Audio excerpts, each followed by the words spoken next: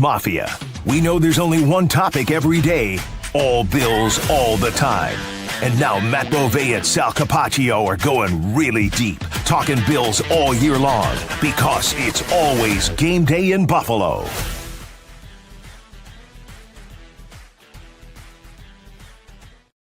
Okay, everybody, down here at One Bills Drive, we just heard from Buffalo Bills General Manager Brandon Beane, Sal Capaccio, Matt Bovee here. Immediate reaction to James Cook signing a 4-year contract extension. So that's in addition to the 1 year remaining on his deal. He's under contract with the team through 2029. That was confirmed by Brandon Beane. The Buffalo Bills have their running back. He gets paid pretty handsomely. No more distraction. No more holding. Yeah, the holding is done. And now, after we talked a lot about it last night, just like 12 hours ago on the podcast, now there is a solution to all of this. James Cook is here to stay. I'm a little bit surprised that it got done at this point. I thought the way it was trending, it felt like it was going to extend a little bit further into the weeks leading up to the actual season. Commendable for both sides. That's been my word these last couple. Commendable. They get it done. I like the deal. I think it's a fair deal for both sides. I think that usually means it's a good deal. James Cook and his representatives in some way, shape, or form have floated around $15 million. That wasn't really, I don't think, ever on the table for the Bills. Yeah. Apparently, they didn't get there. It's $12 million, though, for an annual average. Mm-hmm. It is $30 million guaranteed, which is significant money here. Yeah. And I think it's notable, Matt, like this is the first time this regime has ever given this type of cost into a running back investment, I should say, money-wise into a running back. Yeah, and that's why I always was kind of holding out the thought in the back of my head that they're not going to give a running back this money. They're going to just go draft another running back with a day 2 pick, a 2nd-round pick, a 3rd-round pick, because that's kind of been the plan that they've done with Devin Singletary, with Zach Moss, and then eventually with James Cook. James Cook is more explosive than all of those players. He's better than all of those players, and that's why I think they were comfortable finally giving out this deal. Also, Brandon Beane talking about the snap count usage for James Cook. Someone asked me today, does this change how they use him? I say no. I mean, You're not going to use James Cook differently simply because you gave him a different contract. I think you kind of keep rolling with how you've used James Cook. The reason why you give him the contract is because he's kind of really good because of how you use him and the way you use him. Yeah, I think that you need to keep him fresh. And even though he's turning 26, so it's not like he is crazy old. He's turning 26. You have several more years where he should be in his prime. But also remember, he wasn't a feature running back at Georgia either. He was the same kind of complementary piece. So, yeah, the Bills have had longer seasons because they've had these playoff runs. But from just a snap count standpoint, I mean, I saw your colleague Joe DiBiase post it this morning. He has like 100 and something more touches than Ashton Genty does if you take their college careers and their pro careers and you combine them. So Ashton Genty doesn't have anything in his pro career. James Cook had very little in his college career and then has slowly built up a little bit more in the pro side of his career. I feel like the 50% snap count is the sweet spot. Maybe this year it goes up to 55% or to 60%. But Ty Johnson is still this team's 3rd down running back, and Ray Davis still has a role. So I feel like to get the most out of James Cook, you have to almost protect yourselves from using him too much. It is a bit risky when you put this kind of money into a running back, considering especially the position and the wear and tear on anybody. And now the Bills have $30 million guaranteed tied up over the next several years. We'll see the actual structure on the deal. Those things will come out eventually. We don't exactly know where the guarantees are. Brandon Beane did note, though, this offers a little bit of cap relief this year. He was scheduled to make about 5.5 on the salary cap. I think this probably lowers his cap number slightly this year, and then it gives them, a little bit more, and obviously, and maybe some void years or something. We'll see how it is, but does lower the cap number this year. But that said, I think it's also Khalil Shakir and Greg Rousseau and now James Cook, all with the exact same 1 year left, 4-year extension, all through 2029, while Josh Allen is through 2030 or 31 even. Yeah, it's like extensions brought to you by William Matar with the 4-year contract. So the thing about the James Cook deal that I think we need to pay attention to, and you alluded to it, with every single one of those contracts, there has been a little bit in it down the road that we learned that makes it a little bit more team friendly. All of these initial numbers are coming from the agent. So it feels like this is the highest it could be, but we might see it of like, oh, it's really a $10.5 million a year deal with this or whatever they have in their back pocket. So I love most money for a 2-down player, Ralph Wilson Sr. Well, listen, I mean, as Ralph Wilson Sr. says, most money for a 2-down player. He is kind of a 2-down player. He also scored 16 touchdowns last year. Those 2 downs are pretty valuable for what he brings. Yeah, there's going to be touchdown regression. I liked the question. I forgot who asked it inside. It might have been Jay Skursky. What's the next level? What's the next level for James Cook looks like? Because it's not going to be the same level of touchdowns. He's not going to get 16 touchdowns again this season. If he did, that would be a huge win. But is he more efficient in the run game? He averaged 4.9 yards a carry. That's still really good. Is he a little bit better in the passing game? Are you utilizing him more? I think he had 32 catches for 2 touchdowns and like 256 yards. So, yeah, I think there's a lot of things to be paying attention to. And the reason I brought up those extensions for those guys, I'm just going to go back to something that we've talked a lot about over the last few months. There's clearly a plan here for the Buffalo Bills to have this core try to win at least one Super Bowl, to try and win a Super Bowl.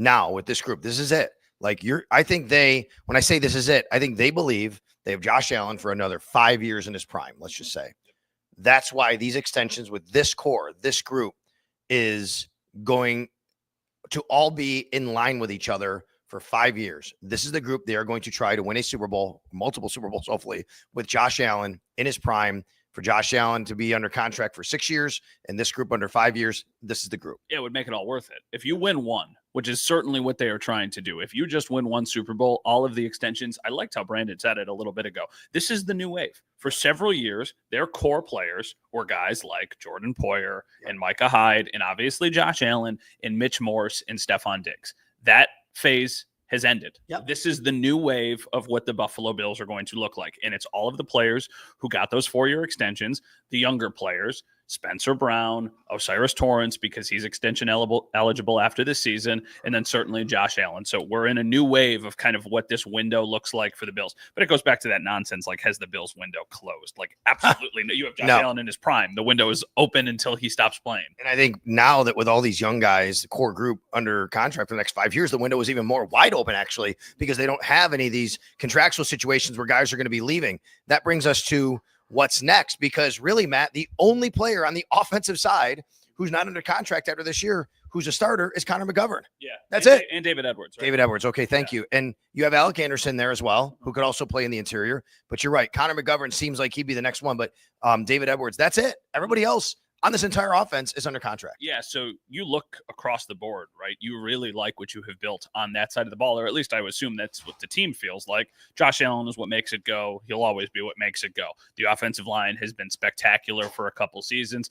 I think Osiris Torrance is part of their plans. He has been awesome, assuming he can stay healthy. I feel like they want to make sure they keep him, but they can't do any of that until next year. The one thing this does do is I think this takes extensions for McGovern and Edwards kind of out of the question, at least for right now. It may be something that they can circle back to after the season. I just couldn't imagine them doing something with those guys or one of those guys after doing this James Cook deal, even though it opens up a little bit of money. They're still going to have to finagle things for the top 51. All right. It is 9:19 a.m. here at One Bills Drive. We're in the hallway, this hallway episode of It's Always Game Day in Buffalo. Real quick, can you explain? I said top 51, and I think some people might be listening to this and going, well, it's a 53-man roster. Can you explain that quickly? Because I think you'll do it more efficiently than I will. So during the offseason, which basically is now up until the final cut down date of the 53-man roster, at any point in the offseason, now included, only the top 51 salary cap hits count against the salary cap. So let's just say the 51st guy makes $1 million. That's your top 51 guy. If you sign a guy to a $1.2 million deal, it bumps the $1 million guy below that. It really only counts an extra $200,000 on the cap because you push somebody down. Only the top 51 salary cap hits count right now. So by James lowering his cap, they'll move a little bit, but it really doesn't do anything for right now. Then when the 53-man roster is set, that's when everybody on the 53-man roster counts on the salary cap. The Bills will fly to Chicago tomorrow.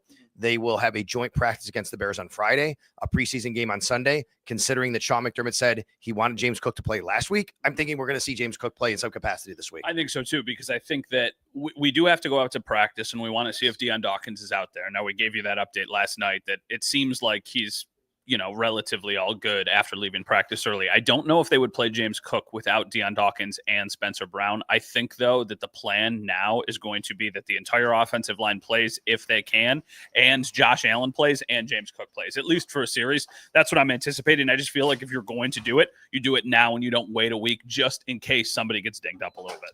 All right, so at Matt_Bove, at Sal Sports, we're going to head out to practice right now. We'll keep you updated on injuries, maybe Curtis Samuel or Alec Anderson, maybe not as much Alec Anderson, but maybe we see more from them. They were working off to the side yesterday, maybe more from Cole Bishop, maybe more from Taylor Rapp. They were limited yesterday. Maybe we'll get a couple other guys back as well. Tyler Bass, that's someone to watch. As Matt said, Deion Dawkins, that's a big one. And of course, last night we brought you a podcast on all of this, so make sure you're checking it out at Sal Sports on YouTube. Go ahead. Official. The Buffalo Bills have signed James Cook to a 4-year extension through the 2029 season, as officially announced by the Buffalo Bills organization. James Cook is, how many Pro Bowls he got? He's got 2 Pro Bowls?